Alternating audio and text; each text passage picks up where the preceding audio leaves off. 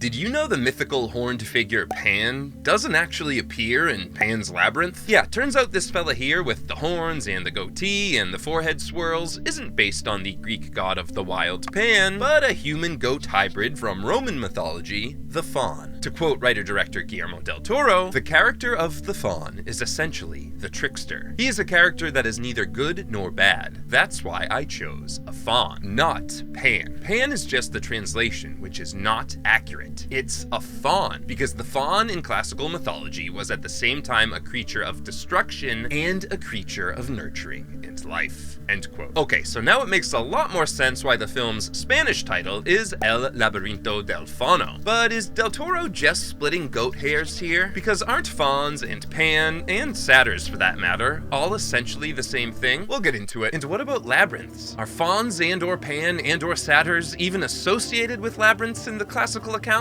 And while we're at it, what's the deal with those stick-bug fairies, and that dude with hands in his eyes, and that giant toad, and that squirmy little root? Do all of the creatures in Pan's Labyrinth have a basis in folklore or mythology? The answer might surprise you.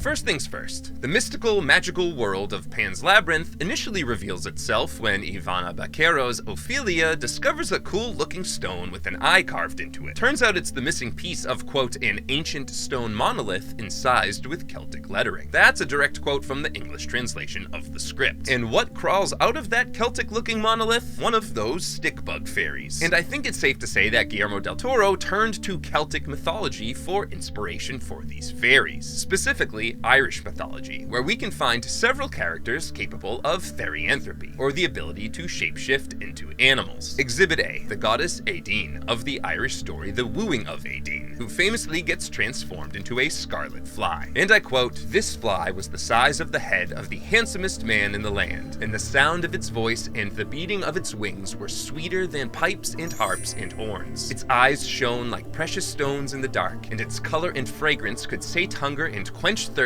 in any man. Moreover, a sprinkling of the drops it shed from its wings could cure every sickness and affliction and disease." End quote. Cool. Of course, Pan's Labyrinth is set in Spain, so I'm tempted to draw comparisons to fairies from the Celtic regions of Spain, such as the Anjanas from Cantabria and the Zanas from Asturias and Galicia. But I think the Corrigans from Brittany and northwestern France more closely resemble what we find in the film. Just listen to this description from American anthropologist Walter Evans Wentz. Quote, "Corrigans are little beings not more than 2 feet high and beautifully proportioned, with bodies as aerial and transparent as those of wasps. And like all fairy or elvish races, and like the Breton Morgans or water spirits, they are given to stealing the children of mortals." End quote. No, not exactly the same. Notably, Del Toro's fairies don't steal Ophelia, they guide her. That being said, the fairies in Pan's Labyrinth operate in conjunction with the Faun, who according to Del Toro is neither good nor bad. He's a trickster with transient morals. But is that actually an accurate description of a mythical faun? To quote Jeffrey Miles's 1999 book, Classical Mythology in English Literature, satyrs and fauns are both half man, half goat, like the god Pan. But fauns tend to be shy woodland creatures, satyrs are more boisterous, drunken, and lecherous. End quote. Miles definitely seems to be drawing inspiration from the Hypnerotomachia Polyphylia, which was kind of like a Renaissance-era graphic novel first printed in Venice in 1499. And I quote, "Amongst them were the horned fauns and lascivious satyrs, solemnizing their faunal feasts." End quote. Now, the fauns perhaps come off looking slightly better than the satyrs in this passage. They're not labeled lascivious. But if we go back to the year 8 CE to Ovid's retelling of the Roman myth Vertumnus and Pomona from the 14th book of Metamorphoses, it's the opposite. The fauns get singled out. Quote, "Her private orchards, walled on every side, to lawless sylvans all access denied. How oft the satyrs and the wanton fauns who haunt the forests or frequent the lawns." End quote. Conclusion, fauns and satyrs are interchangeable. Only it would be more accurate to say that they became interchangeable. Because if we go back to Greek mythology, in which Roman mythology is to a large extent rooted, we find that satyrs have equine equine features, and other, shall we say, prominent features as well. First documented in Hesiod's Catalogue of Women, written in the late 8th century or early 7th century BCE, satyrs are described as, quote, good-for-nothing pranksters, at least according to the translation in M.L. West's 2007 book Indo-European Poetry and Myth. But this is not a good translation. The good-for-nothing part? Sure, but a translation out of Harvard, also from 2007, more accurately describes the satyrs as a, quote, worthless and frivolous race. This doesn't sound anything like a trickster or a creature of destruction and a creature of nurturing and life as Del Toro described the faun. In fact, Del Toro's description more closely aligns with the Roman god Faunus, namesake of, but a distinct entity from, the Fauns. No, that's not who I... To quote the Aeneid, which Virgil wrote between 29 and 19 BCE, within the space an olive tree had stood, a sacred shade, a venerable wood, for vows to Faunus paid, the Latins' guardian god.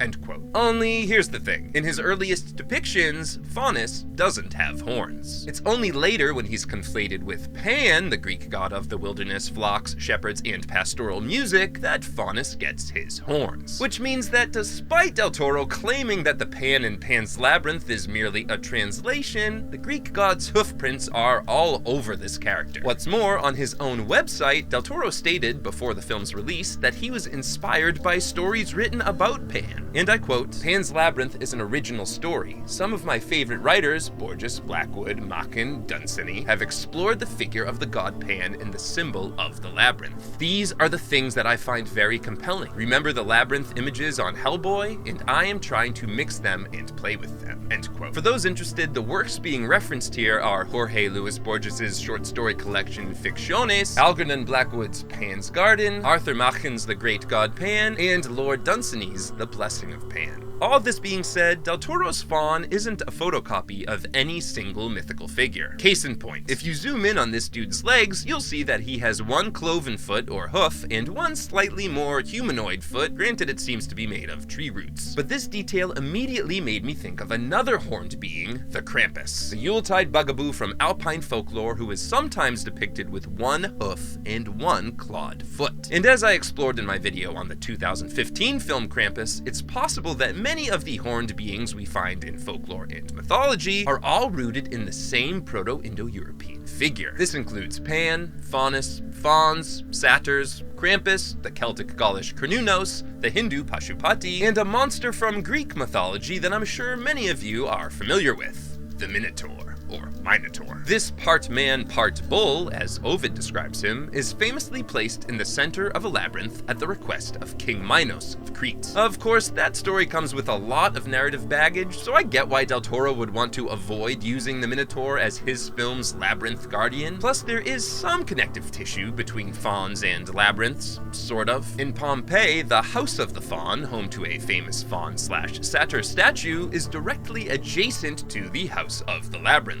Meanwhile, the Villa Pisani at Stra, known for its garden hedge maze, boasts at least one faun sculpture. There's symbolism at play here, of course. The horned being represents the wilderness and chaos, while the labyrinth represents civilization and order. And if you're thinking to yourself, wait a minute, the devil, aka Satan in Christian mythology, is a horned being who hangs out in the wilderness and is an agent of chaos, well, it's well established that the devil was only depicted with horns starting in the medieval period, and a main source of inspiration for his look was the Greek god Pan, which means that other horned figure Del Toro helped bring to the big screen, Hellboy, is also based, at least in part, on Pan. But enough about horny dudes, because despite having the title Pan's Labyrinth, the film's most famous monster is, arguably, the Pale Man. Yeah, he's the one with the eyes in his hands who gobbles up fairies in a manner reminiscent of Goya's Saturn devouring his son. The folkloric origins of the Pale Man, however, are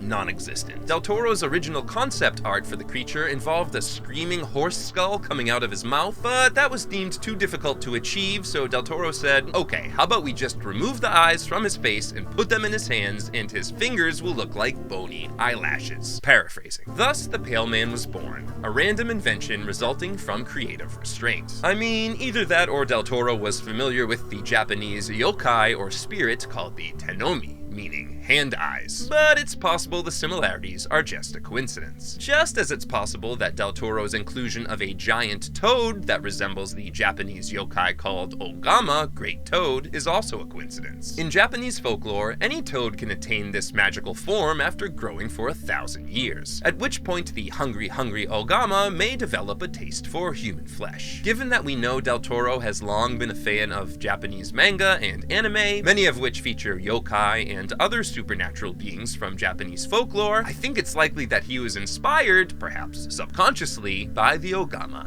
and the Tonomi. Now, for the creepy root thing that feeds on Ophelia's blood. That's a real plant, the Mandrake, and stories of pouring blood onto Mandrake roots can be found all the way back in the writings of Josephus, who famously was the only historian operating in the 1st century CE to write about Jesus. Flash forward to medieval times, and both German and French folklore record that mandrakes would grow beneath gibbets. Gibbets are those structures dead or dying criminals would be hung from to serve as a warning to others. And the idea is that the bodily fluids dripping down from gibbets would feed the mandrakes. Lovely. So there you have it. We've traced all of the major monsters and other supernatural creatures in Pan's Labyrinth back to their folkloric roots. Which origin story surprised you the most? Comment below and let me know your thoughts. And if you enjoyed this video, please leave a like, and one of the best things you can do is subscribe. That really helps. Looking for a book? Might I recommend Irish Monsters in Your Pocket, a tiny little book about Irish dragons, werewolves, vampires, banshees, headless horsemen, and other beastly beings. As always, my name is I.E. Kneverday, editor of the Celtic fantasy short story anthology Neon Druid, and creator of the Folklore and Film and Irish Myths YouTube channels. Thanks for coming out.